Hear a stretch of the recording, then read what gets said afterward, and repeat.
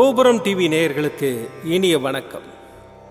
இன்று பிறந்தநாள் காணும் மற்றும் மணநாள் காணும் அத்துணை சகோதர சகோதரிகளுக்கும் எங்களது இனிய வாழ்த்துக்கள். பாபாவின் ஆசிகளோடு பல்லாண்டு காலம் நீங்கள் எல்லா வளங்களும் செல்வங்களும் பெற்று நலமுடன் வாழ வாழ்த்துகிறோம். பாபா அழைக்கிறார். அவரின் பொன்மொழிகளை கேட்பதற்காக, நம் பிரச்சனைகளை தீர்த்து வைக்கும் அற்புதமான கூட்டு பிரார்த்தனை செய்வதற்காக, மேலும் மனம் ஒருநிலைப்படவும் மனம் அமைதி பெறவும் அற்புதமான தியானம் செய்யவும் பாபா அழைக்கிறார். பாபா நம் கரங்களை பிடித்து அழைத்துச் சென்று அற்புதம் நிகழ்த்தவிருக்கிறார். வாருங்கள், பாபாவின் பொன்மொழிகளை தரிசனம் செய்வோம். அன்பு குழந்தையே, என்னுடைய அன்பு என்பது எல்லோருக்கும் சரிசமமாக தரப்படுவது. உன்னுடைய பூர்வ ஜென்ம கணக்குகளின் பலன்களுக்கு ஏற்றவாறு உன்னிடத்தில் என்னுடைய அணுகுமுறை அமையும். நீ அதை புரிந்து கொள்ளாமல் என்னிடம் நீ விரும்பியதை கேட்டால் நான் என்ன செய்வது? ஏனென்றால் நீ கடந்த காலத்தையும் நிகழ்காலத்தையும் மனதில் வைத்துக்கொண்டு கேட்கின்றாய். ஆனால் நானோ உன் எதிர்காலத்தை பார்க்கின்றேன். நிகழ்காலம் கடந்த காலமாக மாறிவிடுகின்றது, எதிர்காலம் நிகழ்காலமாக மாறிவிடுகின்றது. உன் எதிர்காலத்தை அறிந்தவன் நான். ஆகையால் என் அன்பு குழந்தையே, என்னிடம் வியாபாரம் பேசாமல், என்னை ஆராயாமல் அமைதியாக நான் உனக்கு நிகழ்காலத்தில் கொடுத்திருப்பதை வைத்துக்கொண்டு மனநிறைவோடு வாழு. நீ உன்னுடைய பாரத்தை என்னிடம் ஒப்படைத்த பிறகும் நீ அதை பற்றியே நினைத்து கொண்டிருந்தால் நான் எப்படி செயல் புரிவது? உன் அப்பா சாய் இருக்கிறேன், கவலைப்படாதே. ஓம் சாய்ராம். பாபாவின் அற்புதமான பொன்மொழிகளை தரிசனம் செய்தோம். அடுத்த நிகழ்வு கூட்டு பிரார்த்தனை. நம் மனநலன் சார்ந்த பிரச்சனைகளுக்காகவும் உடல் நலன் சார்ந்த பிரச்சனைகளுக்காகவும் மற்றும் நம் அனைத்து விதமான பிரச்சனைகளுக்காகவும் சாய்நாதரிடம் கூட்டு பிரார்த்தனை செய்வோம். வாருங்கள், இந்த அற்புதமான கூட்டு பிரார்த்தனையை செய்வோம். பிரார்த்தனாஷ்டகம். 8 பிரார்த்தனைகள். சாந்தமான மனம் கொண்ட சாயிநாதரே, அறிவின் சிகரமே, அன்புள்ளம் கொண்டவரே, கருணை கடலே, உண்மையின் இருப்பிடமே, மாயை என்னும் இருளை அகற்றுபவரே, ஜாதி மத பேதங்களுக்கு அப்பாற்பட்டவரே, எங்களின் புரிந்து கொள்ளும் திறமைக்கு அப்பாற்பட்டவரே, அன்பின் இருப்பிடமே, ஷீரடி வாழ் இறைவனே, என்னை காப்பாற்றும், என்னை காப்பாற்றும். ஞான சூரியனே, ஞானத்தை வழங்குபவரே, பக்தர்களின் மனங்களில் உலவிடும் பரமஹம்சரே, அனைத்து நன்மைகளுக்கும் காரணமானவரே, தங்களை சரணடைந்தவரை காப்பவரே, படைக்கும் தொழில் புரியும் பிரம்மாவும் காக்கும் கடவுளான விஷ்ணுவும் நீங்களே. 3 உலகங்களையும் யுகங்கள் முடிவில் தன்னுள் ஐக்கியமாக்கிக் கொள்ளும் ருத்திரனும் தாங்களே. நீங்கள் இல்லாத இடம் இந்த பூமியில் ஏது? எல்லாம் அறிந்த இறைவன் நீங்கள். எங்கள் எல்லோரின் இதயங்களிலும் வசிப்பவரும் நீங்களே. எனது எல்லா குற்றங்களையும் மன்னிக்க வேண்டும் என்று வேண்டி கேட்டுக்கொள்ளுகின்றேன். அலை அலையாய் தொடர்ந்து வரும் சந்தேகங்களையும் மனமயக்கங்களையும் போக்குவீராக. நீங்கள் கோமாதா, நான் பிறந்த இளங்கன்று. நீங்கள் சந்திரன், நான் சந்திரகாந்த கல். தங்கள் பாதங்கள் கங்கை நதி. பணிவுடன் இந்த தாசன் உங்கள் பாதங்களில் தலை வணங்குகிறேன். உங்கள் கைகளை என் தலைமீது வைத்து ஆசை கூறுங்கள். என் கவலைகளும் துன்பங்களும் பறந்தோடட்டும். இந்த கணு தங்களின் தாசன். இந்த 8 துதிகளையும் கூறி நான் உங்களை சாஷ்டாங்கமாக நமஸ்கரிக்கின்றேன். எனது பாவங்கள், துன்பங்கள் மற்றும் ஏழ்மை நிலை இவை யாவும் உடனடியாக விலகி ஓடட்டும். ஓம் சாய்ராம், ஓம் சாய்ராம், ஓம் சாய்ராம். அற்புதமாக கூட்டு பிரார்த்தனை செய்தோம். பாபா நம்முடைய கோரிக்கையை ஏற்று நிச்சயமாக நமக்கு அற்புதங்களை செய்வார் என்பது சத்தியம். இனி கண்களை மூடி பாபாவை மனதில் நிறுத்தி பாபாவின் அற்புதமான சக்தி வாய்ந்த மந்திரத்தை அனுபவிப்போம். ஓம் दिगम्बराय विद्महे योगारूढाय धीमहि तन्नो दत्तः प्रचोदयात्। ॐ दिगम्बराय विद्महे योगारूढाय धीमहि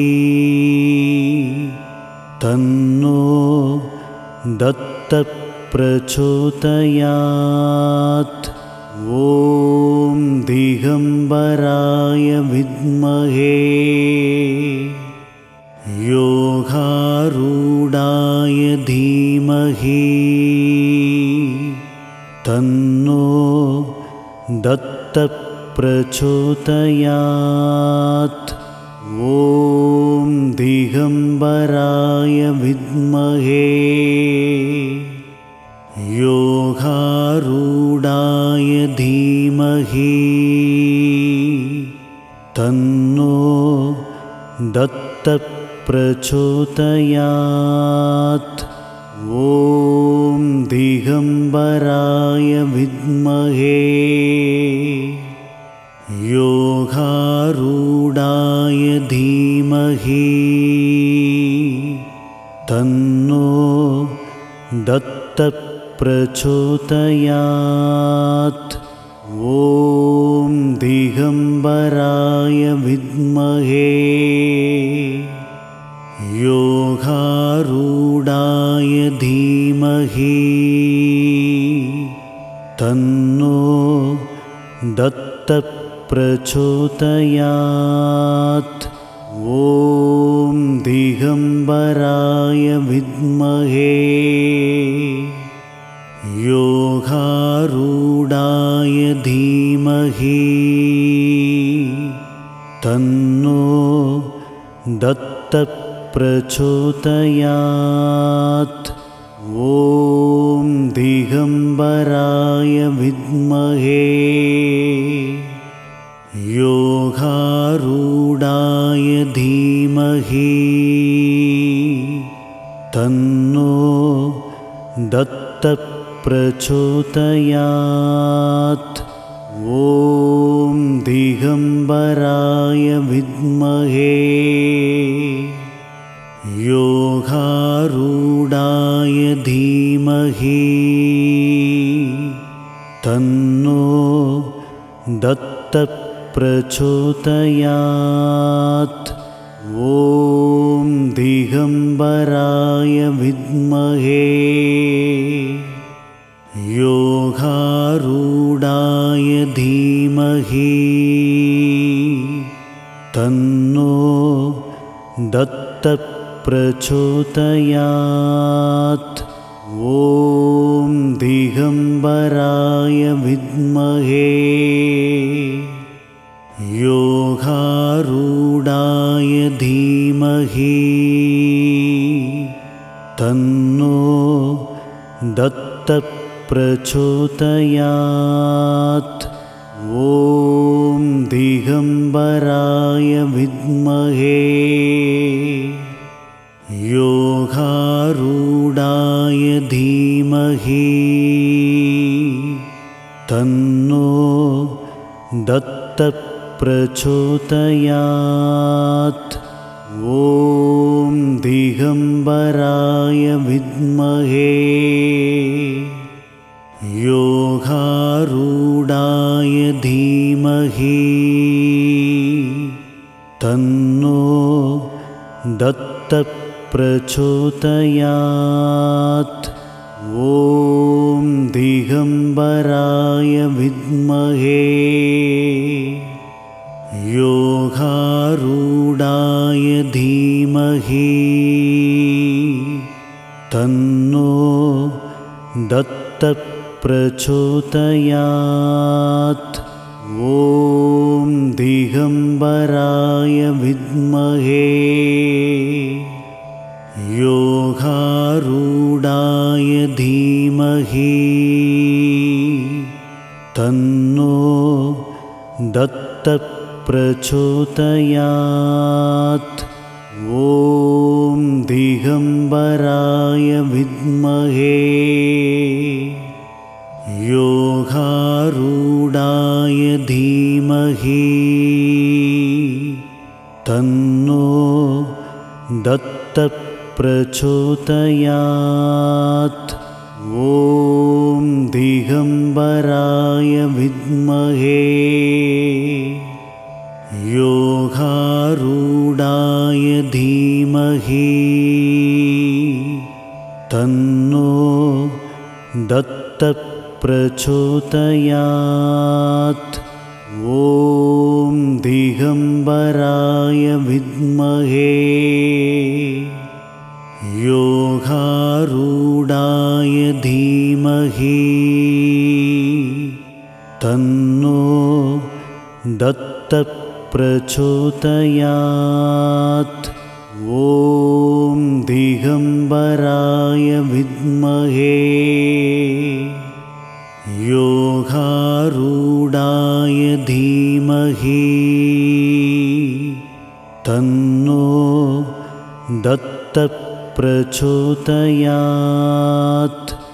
ॐ दिगम्बराय विद्महे योगारूढाय धीमहि तन्नो दत्तः प्रचोदयात्।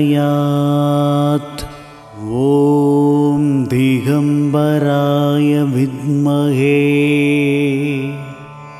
योगारूढाय धीमहि तन्नो दत्तः प्रचोदयात्। ॐ दिगम्बराय विद्महे योगारूढाय धीमहि तन्नो दत्तः प्रचोदयात्। ॐ दिगम्बराय विद्महे योगारूढाय धीमहि तन्नो दत्तः प्रचोदयात्। ॐ दिगम्बराय विद्महे योगारूढाय धीमहि तन्नो दत्तः प्रचोदयात्। ॐ दिगम्बराय विद्महे योगारूढाय धीमहि